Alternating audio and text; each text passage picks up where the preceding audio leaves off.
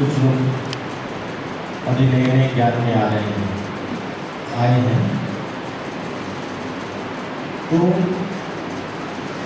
आप लोग जब से इस ज्ञान में आए हैं उस दिन से अनुभव कीजिए, चाहे आपको हो सकता है 15 दिन हो, चाहे 20 दिन हो, चाहे 1 महीना हो, कि जिस दिन से आए हो उस दिन से आपकी अनुभूति या आपको कैसा अनुभव हो रहा है, कैसा फील हो रहा है। क्योंकि वो अनुभव जब आपको आए हुए कह सकते हैं 1 महीना हुआ हो, 2 महीना हुआ हो, 2 महीना हुआ हो, लेकिन अगर इस थोड़े से समय में आपके जो हमने अनुभव किया है, अगर ये 2 महीना हो, 4 महीना हो, 6 महीना हो, इस थोड़े से समय में जो इतना अनुभव किया है, अगर ये कंटिन्यू में आ जाए हमारे लाइफ स्टाइल में, तो क्या जीवन सदा अनुभव से और खुशियों से भर नहीं सकता? हो सकता है ना? क्योंकि आप तो देखिए कि यहाँ पर अगर 15 दिन 1 महीना में इतना अच्छा अनुभव हो रहा है, तो अगर कंटिन्यू हो जाए, जैसे यहाँ का रोज का एक अध्ययन होता है जिसको बोलते हैं गॉडली वर्सन, मुरली, अगर वो डेली ले आए तो अनुभव कैसा होगा?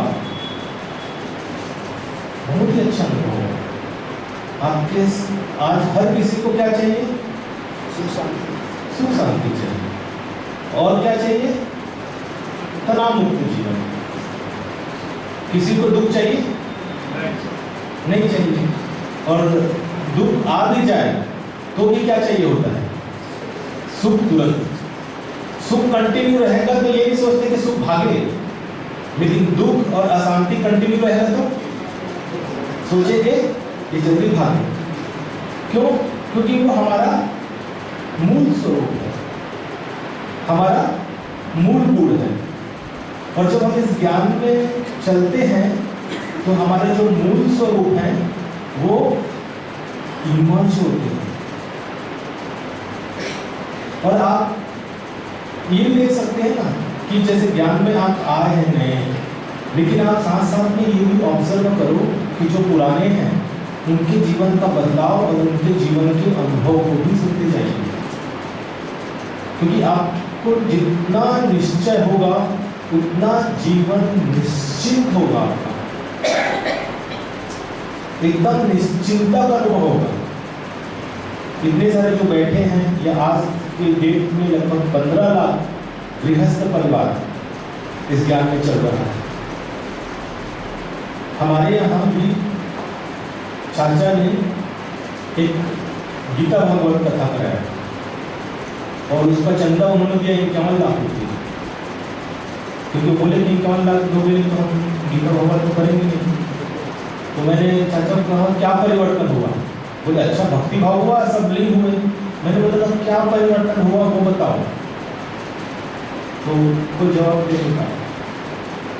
अगर आप भी देखेंगे कहीं पर ऐसा हो रहा हो लेकिन उनके जीवन में परिवर्तन दिखाई दे, पॉसिबल ही नहीं, दिखता ही नहीं। और कितने लोग आए? कोई 5000 लोग आए, कोई परिवर्तन कुछ नहीं। लेकिन यहाँ 15 लाख को अगर आप एकदम गहराई से देखो, पूछो, अनुभव पूछो, तो पता चलेगा कि ये ज्ञान कितना प्रैक्टिकल है। केवल सुनने तक सीमित नहीं, यहाँ पर सुन लिया हो गया नहीं। ये ज्ञान डे बाय डे आपके अंदर में आपके आभास शक्ति को बढ़ाएगा, आपको आगे बढ़ाएगा। आप आगे ही बढ़ते जाएंगे इसमें। क्योंकि आप देखो आज जीवन में उन्नति करने के लिए, आगे बढ़ने के लिए, सफलता पाने के लिए क्या चाहिए होता है? मेहनत मेहनत चाहिए। लेकिन मेहनत भी कब करेंगे? स्वास्थ्य ठीक होगा। और आगे बढ़ो, अनुभव होगा। और आगे बढ़ो, हिम्मत होगी और खुशी होगी।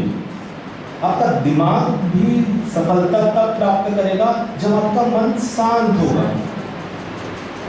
आप भी सफलता तब प्राप्त करेंगे जब मन आपका सुख का अनुभव करेगा।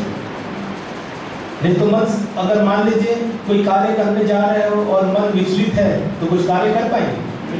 आज आधा से ज्यादा स्टूडेंट और आधा से ज्यादा लोग अपनी लाइफ की डिसीजन ही नहीं ले पाते, विचलित हैं, ये करें या ये करें, वो करें या ये करें, बस। और यहाँ हमारा कनेक्शन किससे होता है? डायरेक्ट भगवान से होता है। कोई साधारण सी बात नहीं है। और उसके बाद टचिंग कौन देता है हमें? भगवान टचिंग देता है। समय प्रति समय जब आप जीवन में जाएंगे तो आपको टचिंग देगा। एक बार एक अनुभव सुनाता हूँ। अभी हमारे छत्तीसगढ़ में बारद्वार है, तो बारद्वार में एक भाई था जो एकदम निश्चय बुद्धि, बाबा के प्रति बहुत दृढ़ विश्वास। अब ज्ञान में वो तो निश्चय है, उसको तो बहुत ही निश्चय पक्का था। अब उसको क्या पता नहीं अंदर से संकल्प आया कि मैं थोड़ा सा जमीन सेंटर के लिए दूंगा। अब उसने थोड़ा सा सेंटर में जमीन दे दिया। अब सभी लोगों ने उसको पूरे खरी खोटी पूरे परिवार ने सुनाया। फिर अक्ल खराब हो गई क्या, तू बेरोजगार और ये तू अपना ये किसको दे रहा है करके भगवान के घर में, मतलब उसको खरी खोटी सबने सुनाया। और देखो ये किसका घर है? भगवान का घर। प्रैक्टिकल में सब अनुभव करते हैं। तो उसने जैसे दिया, उसका कुछ ही दिनों के बाद जॉब लग गया। जैसे दिया वैसे ही जॉब लग गया। कितना महत्व है यहाँ, चाहे कर्मणा सेवा करें, चाहे मनसा सेवा कर रहे हैं, चाहे धन की सेवा करें, कितना ज्यादा महत्व है कि आपको तुरंत अनुभूति होगी। और जो पहले से हैं वो लोग भी बता सकते हैं कि कभी ऐसे हुआ है कि मेरा खाली हो रहा हो। जितना भी दिया बढ़ते ही अनुभव होगा, लेकिन वो कब होगा? जब हम अपने जीवन में निरंतरता लाएंगे। आज आपकी, और आपको एक और चीज मैं पहले से बता रहा हूं, जैसे इस ज्ञान में चलेंगे ना, आपके खाता खुल जाएंगे। खाता खुलना मतलब पेपर आएंगे, परीक्षा आएंगे। आपको लगेगा मैं तो इतनी भक्ति करती थी, आज तक ऐसा पेपर नहीं है। जब से ये सेंटर के ब्रह्मा कुमारी में इतने पेपर आ रहे हैं कि पूछो मत। और लोग कहेंगे ओम शांति वाले, ओम शांति वाले, साथ में ताना भी मारेंगे। ये पेपर आएगा क्योंकि यहाँ आते ही खाता खुल जाता है। क्यों खाता खुलता है? क्यों खाता खुलता है? चुप्पू होने के लिए। क्यों खाता खुलता है? पवित्र बनने के लिए। और अभी तक खाता पैक था, खाता बंद था। लेकिन वहां पर एक भूल होने की संभावना रहती है। हर एक बाबा के जो नए बच्चे आते हैं वहां पर एक भूल होने की संभावना होती है, जिस भूल को मैं एग्जाम्पल के द्वारा समझाने की कोशिश करता हूँ। कि जैसे जब आपकी स्वास्थ्य खराब होता है तब आप ये कहते हो क्या, जब स्वास्थ्य ठीक होगा तब मैं डॉक्टर के पास जाऊं, ऐसा बोलते हो क्या? जब मेरी स्वास्थ्य, अभी आप अच्छे हो लेकिन जैसे स्वास्थ्य खराब हो गया तो आप ये नहीं कहते कि मैं डॉक्टर के पास जाऊंगा तो मेरा स्वास्थ्य अच्छा होगा, नहीं होगा, नहीं, ऐसा नहीं बोलते। आप क्या बोलते हो? थोड़ा सा भी बीमारी होती है तो एक दूसरे को भी बताओगे, अरे स्वास्थ्य थोड़ा सा खराब है, डॉक्टर को दिखाने तो बढ़ जाएगा।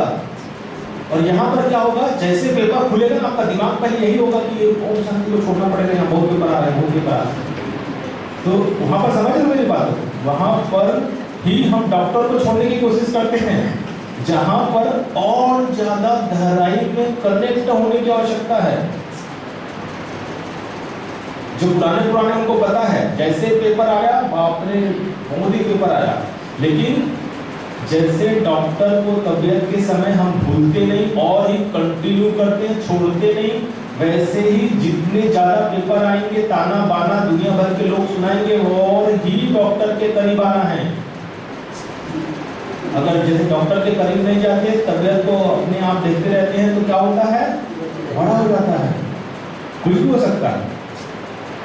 और बीमारी तो ऐसी 70% बढ़ने के बाद पता चलती है। ऐसे ही अगर हम उस समय पर छोड़ देते हैं तो हमारे अंदर की पूरी तरह से माया ऐसी कन्विंस कर देती है कि ज्ञान योग में डिसइंटरेस्ट क्रिएट कर देती है, अरुचि हो जाता है। तो ये ध्यान देना पड़ेगा, क्योंकि इतने सालों के हम माया के यहाँ बैठे, जो आदत, स्वभाव, संस्कार बनाए हुए हैं। और पेपर आना किस बात की निशानी है, आगे बढ़ने की निशानी है। पेपर से हम सभी आगे बढ़ते जा रहे हैं, अनुभव बढ़ते जा रहे हैं, और बाबा के पास आए हैं तो पेपर ज्यादा आ रहे हैं, और पेपर हमें नेचुरल बना रहे हैं, परिपक्व बना रहे हैं। तो इस ज्ञान मार्ग में हमेशा आपको कुछ नहीं करना है, सिर्फ एक मुरली को एक संकल्प लेना है कि डेली सुनना है, चाहे कुछ भी हो जाए। ज्यादा आप श्रीमत में पूरी तरह से सब कुछ तरफ मत जाओ, ये करना है, ये करना है, घबराओ मत। अगर कुछ नहीं हो पाता तो केवल और केवल एक ही धारणा करो, एक ही संकल्प करो कि मुरली रोज पढ़ना है। ऑटोमेटिक आपके अंदर में वो धारणाएं, सारी धारणाएं ऑटोमेटिक आ जाएंगी। कई लोगों को ये भी घबराहट होता है ना कि यहाँ जाएंगे तो प्याज भी छोड़ना पड़ेगा, लहसुन भी छोड़ना पड़ेगा, बाहर में भी जाना होगा, मुश्किल हो जाएगा। मत छोड़ो कुछ भी। मैंने आज अनुभव भी सुनाया, यही कंडीशन मैंने भी रख दिया था। तो आपको केवल कुछ छोड़ना है नहीं, कोई चीज छोड़ने के नहीं बताते आपको। कोई डरो मत कि ये चीज छोड़ना पड़ेगा, कुछ भी ऐसा नहीं सिखाया जाता, बोला नहीं जाता कि छोड़ना पड़ेगा। बस आप मुरली सुनो और अनुभव करो, और कभी कभी उन बातों को एक हफ्ते का अनुभव करो, सिर्फ छोड़ के देखो और करके देखो, दोनों एक तय करके देखो। आपको यहाँ पर सिर्फ धारण करना पड़ता है, छोड़ना नहीं पड़ता। बस मुरली को कंटिन्यू आप अंदर लेते जाएंगे ना, तो ऑटोमेटिक आपकी अंतरात्मा ही आपको जब कहे तब आप छोड़ना। उससे पहले कोई भी इस बात को डर कर ही हम पहले से ही न आवे, इससे अच्छा हम ये भले ही कंडीशन रख सकते हो आप कि मुझे सिर्फ मुरली सुनना है, कोई भी चीज छोड़ना नहीं है, और छोड़ने से पहले मुझे कोई चीज को छोटे छोटे टिप्स के द्वारा छोड़ना है। एक हफ्ता छोड़ के देखो, 15 दिन छोड़ के देखो, फिर अनुभव करके देखो, तब आगे बढ़ते जाओ। और इसमें आप ज्ञान में चल रहे हैं तो आपको ऐसा लगेगा कि कोई मुझे चला रहा है, और आपको अपने जीवन के ऑटोमेटिक टचिंग आएगा। जैसे मेरा भाई भी है, ज्ञान में मैं चलता हूँ, मेरी माता जी चलती है, और मेरा भाई बहुत दिन से बोल रहा था कि मुझे जॉब करना है, नौकरी करना है, ये करना है। मैंने उसको एक ही बात कहा कि आप बाबा के पास 4 बार मधुबन गए हो और कई बार सेंटर जाते रहते हो, सहयोग करते रहते हो, बाबा से जाके पूछो क्या करना है। बस उसको एक ही संकल्प आया, उसका बिजनेस, और उसको जो बिजनेस करना था, जो चलता है, वो टच हो गया। अब उसका बिजनेस काफी अच्छे से बढ़ रहा है, प्रोग्रेस में है, उसको ऑटोमेटिक टच हुआ, क्योंकि बहुत सहयोगी है वो, ज्ञान में नहीं चलता। तो सोचिए, जो सारी दुनिया का बोझा उठा रहा है, क्या आपका बोझा नहीं उठाएगा? उठाएगा ना। तो जब हम इस ज्ञान मार्ग में चल रहे हैं, और इसमें आपको संकल्पों की पावर, सबसे बड़ी बात तो यहाँ पर आप पॉजिटिव सोचना सीख जाएंगे। और पॉजिटिव जब आप सोचेंगे, जब आप कुछ अच्छा सोचना शुरू कर देते हैं, तो ऑटोमेटिक अच्छा होने लग जाता है। जैसे कहते हैं ना कि धन कमाने के लिए धन का होना जरूरी नहीं है, धन की मेंटालिटी होना जरूरी होता है। उसी तरह इस ज्ञान मार्ग में जब हमारी सोच ही अच्छा हो जाएगा, संकल्प ही शुद्ध हो जाएंगे, तो क्या होगा? ऑटोमेटिक हमें टच होगा, क्लियर बुद्धि रहेगा, और इस ज्ञान मार्ग में हम आगे आगे बढ़ते जा रहे हैं। एक कहानी भी तो है ना कि एक किसान के खेत में बहुत सारे चूहे थे, लेकिन उस किसान को ये पता नहीं था कि उसके खेत में सांप भी था करके। तो किसान खेत में जा रहा था और एक दिन सांप चूहे को दौड़ा रहा था, और सांप दौड़ाते दौड़ाते जब किसान के पैर के पास पहुंचा तो किसान को काट लिया और तुरंत छिप गया। और किसान ने नीचे देखा तो चूहे को देखा, वो सांप उसको दिखाई नहीं दिया। तो उसने सोचा चूहा ने काटा है, कोई बात नहीं, और उसको कोई फर्क नहीं पड़ा। और इत्तेफाक से सांप में इतनी कोई जहर भी नहीं थी, इसलिए उसको और कोई इफेक्ट नहीं पड़ा। लेकिन यही घटना फिर एक बार हुई। एक बार फिर किसान खेत में गया, दोबारा सांप उसको चूहे को दौड़ा रहा था, और इस समय चूहा काटता है और चूहा छिप जाता है और सांप दिखाई देता है उसको। और कहते हैं कि उसके बाद वो बेहोश होकर गिर गया। और फिर डॉक्टर के पास गया और कहते हैं कि डॉक्टर ने उनको ट्रीटमेंट किया, सब कुछ किया, लेकिन उसके माइंड से वो उतर नहीं रहा है। डॉक्टर को ऐसा कुछ दिखाई नहीं जहर, लेकिन उसके माइंड में ऐसा बैठ गया है कि सांप ने काटा है, जहर निकालो, ऐसा करके इतना डर घबराहट बैठ गया उसके मन में। सोचिए, तो संकल्पों का प्रभाव हमारे शरीर पर, हमारे जीवन पर कितना ज्यादा होता है, सोचिए। और यहाँ पर आप अपने मन को एकाग्र करेंगे तो क्या फायदा होगा, इसको मैं एक और एग्जाम्पल से बता रहा हूँ। एक बार की बात है कि एक कुमारी थी 19 साल की, उसको किडनैप कर लिया गया 2 गुंडों के द्वारा। और 2 गुंडों के द्वारा जब उसको किडनैप किया गया और किडनैप करके जब उसे बोरी में भर के ले जाया जा रहा था, तो जैसे वो स्टेशन पहुंचे तो कुमारी ने क्या किया कि उसने ऑब्जर्व किया कि जहाँ पर इन लोगों ने मेरे को लाया है वो स्टेशन है, स्टेशन की आवाज़ आ रही है। और जैसे उसको पता स्टेशन है, तुरंत उसने जोर से चिल्लाया। अब स्टेशन में तो जानते हो कितनी भीड़ होती है, पुलिस भी होती है, तुरंत आ गए और उसकी जान बच गई। तो यहाँ पर क्या बताना चाहता था मैं कि वो बिना पैनिक होए सीधा उसने यही सोचा कि मुझे बस बाहर निकलना है। और ये शक्ति आती है हमारे इस ज्ञान मार्ग में। बिना पैनिक होए हमें सिर्फ solution focus, solution oriented mind, सिर्फ समाधान ही ढूंढता है। हमारे यहाँ आपका माइंड सिर्फ समाधान पर भी जाएगा, लेकिन कब? जब आपका और परमात्मा का ऐसा गहरा संबंध आपस में आपका जुटा हुआ होगा, तो कनेक्शन फील होगा, आपको टच होगा। यहाँ पर भी आपने देखा होगा कि हमारे यहाँ इतने सारे अनुभव हैं कि अभी नेपाल में भी एक बार घटना, भूकंप हुआ था कहते हैं। भूकंप में भी एक बाबा का बच्चा रहता था। अब कहते हैं कि जैसे भूकंप आ रहा था तो उसको अंदर से टचिंग आई कि बच्चे बाहर आ जाओ, और कहते हैं कि उसका घर गिर गया और वो बाहर निकल गया।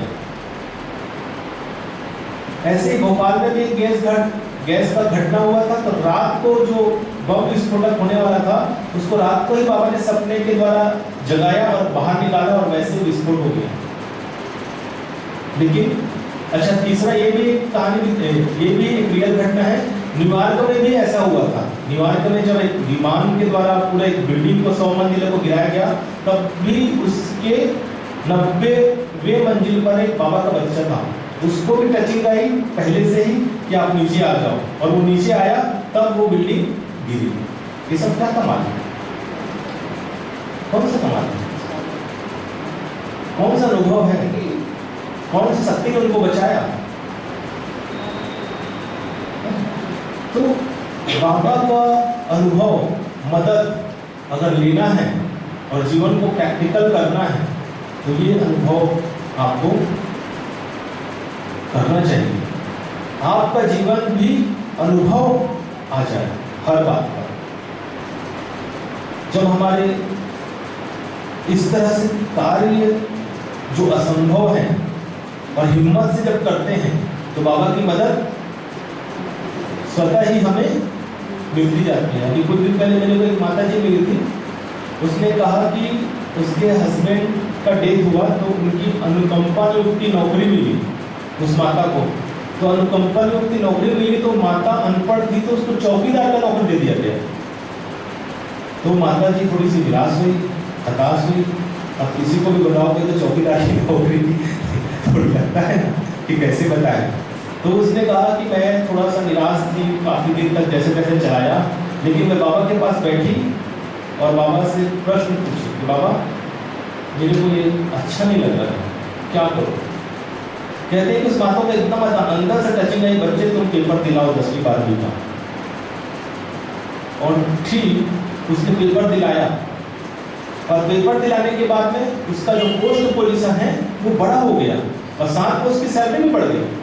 लेकिन अनपढ़ माता और टचिंग कौन किया? बाबा। मैंने कहा आप इतने अनपढ़ लड़के हैं, पढ़े लिखे भी नहीं, आपको ऐसा कैसे कैसे टचिंग हुई? तो बाबा ने उनको टचिंग किया। उन्होंने बताया मुझे, बाबा के पास जाके बैठे, पूछे, उन्होंने बोला बाबा मेरे को अच्छा नहीं लगता। तो बाबा की टचिंग देखो, तो टचिंग कैसी चीज है और क्यों हुआ? क्योंकि लाइन ऐसी क्लियर है, बुद्धि क्लियर है बाबा के पास, तो देखिए टचिंग हो जाती है। और आप देखो समय को देखो, एक एक बाबा के घर में एक एक शब्द बोला हुआ चीज वास्तविक में इस दुनिया में होती जा रही है। जैसे दुनिया में अति की ओर दुख बढ़ रहा है, विनाश काल नजदीक आ रहा है, हम सब सुखों में बैठे हैं, लेकिन वास्तविक में अगर दुनिया के चारों तरफ देखो तो पता चलेगा क्या हो रहा है। जिसके घर में भूकंप आ रही है उसके लिए क्या है? उसके लिए क्या हो रहा है? उसके लिए तो विनाश है। जिसके घर में भूकंप हो रहा है, बाढ़ आ रहा है, गृह युद्ध चल रही है, उसके व्यक्ति जो वहां पर है, जिसका पूरा घर डूब गया, जिसके घर के लोग मारे गए, उसके लिए विनाश नहीं है। और विनाश तो तीव्र गति से, समय भी बहुत तीव्रता से चल रहा है। ये तो आपका भाग्य है कि थोड़े समय में तो हमारा सफर हो जाए। भगवान ने कुछ दिन पहले बोला था ना, आपने किसको बुलाया है? अब बुलाया है तो लेके भी जाएगा। अगर तो अभी जैसे भुवनेश्वर गया था तो वहाँ दीदी बता रही थी कि राष्ट्रपति जी को बुलाया, तो बता रही थी कि इतने 40-50 लाख रुपए खर्चा हुआ। सोचिए, उनको बुलाया, इतना खर्चा हुआ, इतनी तैयारी हुई और कहते हैं कि 15 दिन तक सोए नहीं। ऐसे शिवानी दीदी को बुलाते हैं तो भी कितना खर्चा करते हैं, सोते नहीं, आराम हो जाता है। अब यहाँ भगवान आया है, आप आराम से चैन से सो सकते हो?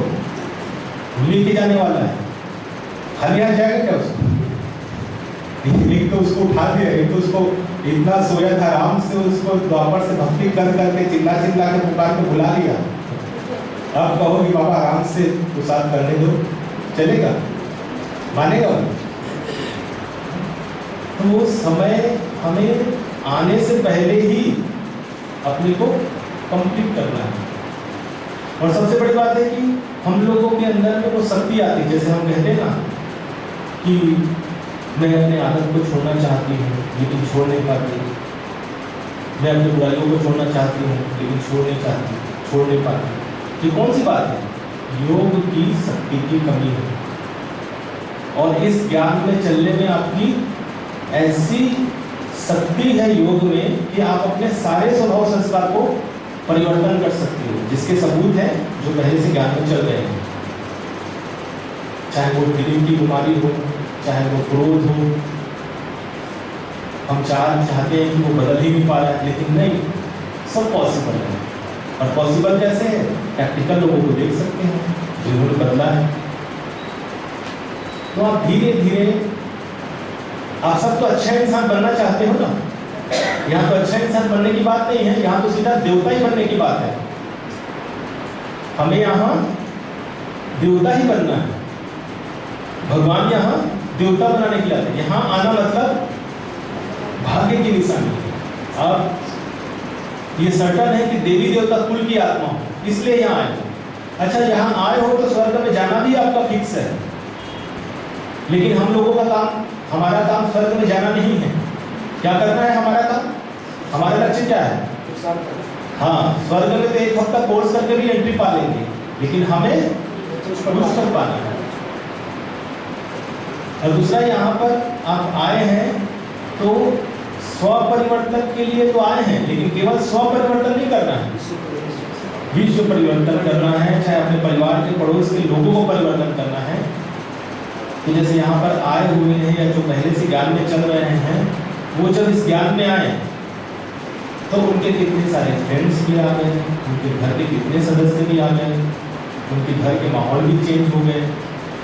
तो ऐसे ही अगर आप अपने घर को गृहस्थ आश्रम बनाना चाहते हैं, जहाँ एक शांति का वाइब्रेशन है, तो निश्चित रूप से हम यहाँ एक दिन संकल्प करें कि निरंतर मुरली अवश्य सुने, क्योंकि एक मुख्य धारणा होने पर ही सारी आदतें, गुण स्वाभाविक हमारे अंदर आता है।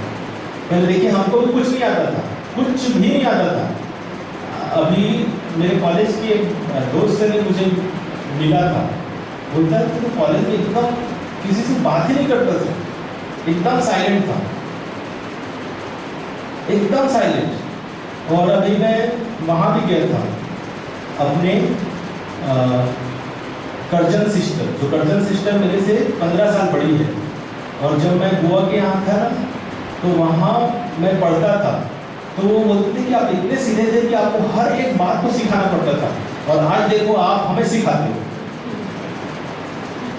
सोचिए।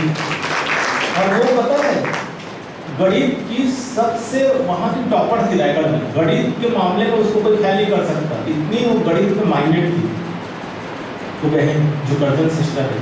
लेकिन आज है, अभी तो वो टीचर है, अभी तो मैरिज हो गई है, लेकिन वो कहती है कि जब आप थे ना, कोई ये देख के सोच ही नहीं सकता कि इतने कुछ जानोगे, इतना कुछ आगे बढ़ोगे, मधुबन में रहोगे।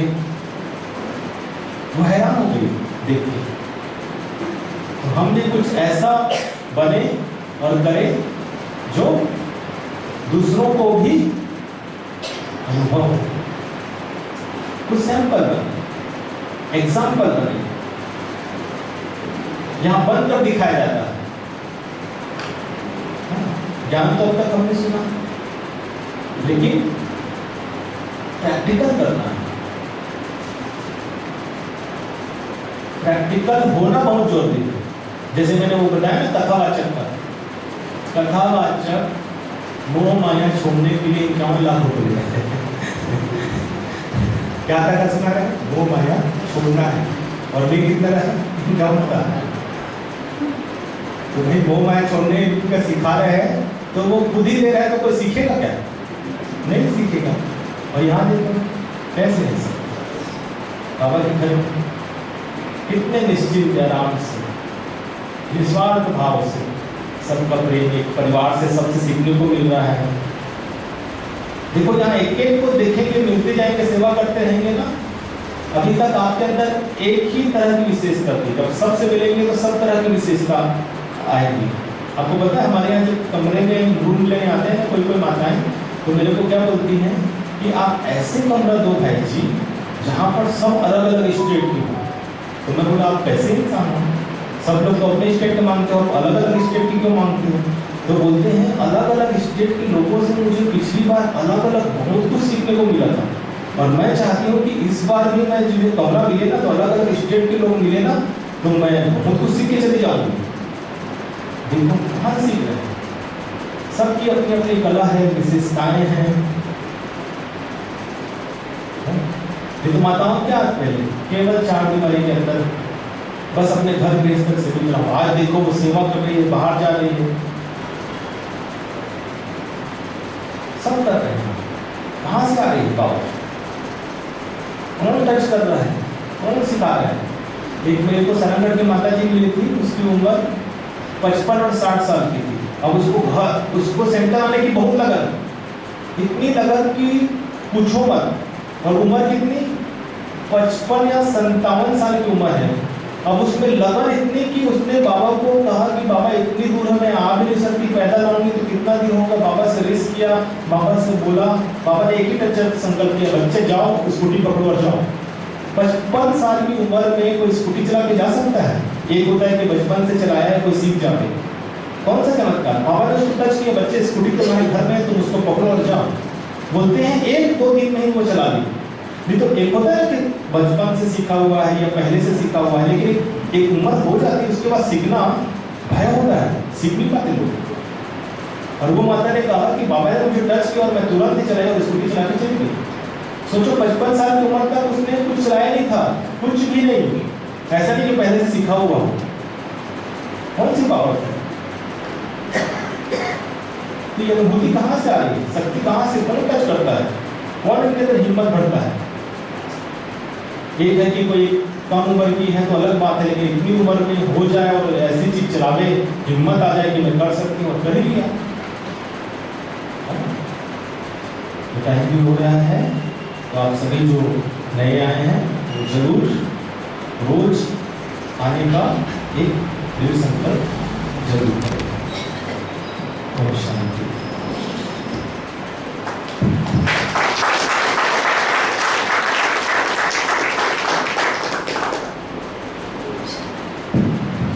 ओम शांति। इसलिए हम सभी को बहुत अनुभव युक्त ज्ञान रत्न कहें या उनके जीवन के प्रैक्टिकल अनुभव द्वारा हम सभी को भरपूर किया। तो सभी है ना, एक बार जोरदार करकर सभी जगह बहुत धन्यवाद करें। तो कहते भी हैं जहाँ न पहुँचे रवि वहाँ पहुँचे कवि, और जहाँ न पहुँचे कवि वहाँ पहुँचे अनुभवी। तो ऐसे अनुभवी भाई जी गए जिन्होंने इतने 22 वर्षों के अपने अनुभव, भले छोटे छोटे सेवाएं की है ना। दीदी जी जैसे बता रहे थे, दीदी के अंग संग रह के उन्होंने बहुत सारे गाँव में जा के सेवाएं की, और निर्माण होकर कोई बिना अहंकार, ऐसा नहीं छोटा है या बड़ी सेवा है। दीदी बता रहे थे भाई जी जैसे गाड़ी में बैठते थे या साइकिल में किसी के पीछे चोंगा पकड़ के, जैसे माइक चलाते हैं, चोंगा पकड़ के गांव-गांव में जाके सेवाएं करते थे, है ना। भले देखो बाबा ने हर एक चीज धीरे धीरे सिखा के आज इतने अनुभवी किया, इतने सारे है ना बाबा के बच्चे बनाए उन्होंने, और सबको पक्का बच्चा बनाया, और इतने सुंदर ज्ञान रत्नों से, वो भी अनुभव युक्त। एक होता है सिर्फ कह के कि ज्ञान सुना दिया और छोड़ दिया, उसका प्रभाव नहीं, लेकिन ज्ञान युक्त अनुभव से आज हमको भाई जी ने बहुत सुंदर तरीके से भरपूर किया। तो पुनः दिल से हम धन्यवाद करते हैं, और भाई जी को ये आशा दिलाते हैं सभी कि जो शिक्षाएं आपने दी आज है ना, मुरली के प्रति, बाबा के प्रति, निश्चय कैसे सेवाएं सफल करना है हर एक चीज, तो वो सभी हम जरूर पालन करेंगे। तो सभी एक हाथ से भाई जी को ये आश्वासन दिलाएं, विश्वास दिलाएं कि भाई जी आपकी शिक्षाओं को हम जरूर पालन करेंगे और धारण करेंगे। और आपसे हम बार बार ये अनुरोध करेंगे कि आप ऐसे ही हर बार हमारे इस बदलाव में आते रहिए और अपने अनुभव से हम सबको भरपूर करते रहिए। ओम शांति। के साथ हम लोग गए थे चोंगा में, ज्ञान चिल्ला चिल्ला के सुना रहे थे, कोई भी नहीं आ रहा था घर से। तो बहन जी बोलती है कि क्या चोंगा जरा कोई याद पड़ रहा है, घर जाओ एक एक के घर से बुला के लाओ, तब वो आते। नहीं तो चोंगा भी चिल्ला चिल्ला के बोल रहे थे, लेकिन एक भी आत्मा नहीं आता बाहर, सुनने के लिए कोई नहीं आता, केवल चिल्ला रहे थे आ गया परमात्मा आ। तो बहन जी बोलती है जाओ ना घर सबके, घर के अंदर घुस घुस के बुला के लाओ। तो फिर बुला के लाए, फिर बहन जी उस समय ज्ञान सुनाया, एक बात क्या है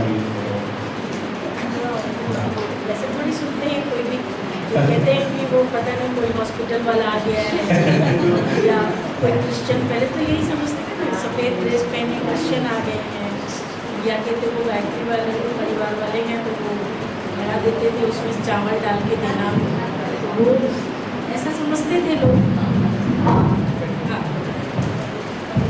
अभी सभी लाइन से आएंगे, भाई जी आप सबको टोली देंगे, तो पहले भाई लोग लाइन बना लीजिए। लाइन से आगे चलिएगा, दृष्टि लेते हुए और टोली लेते हुए चलिए।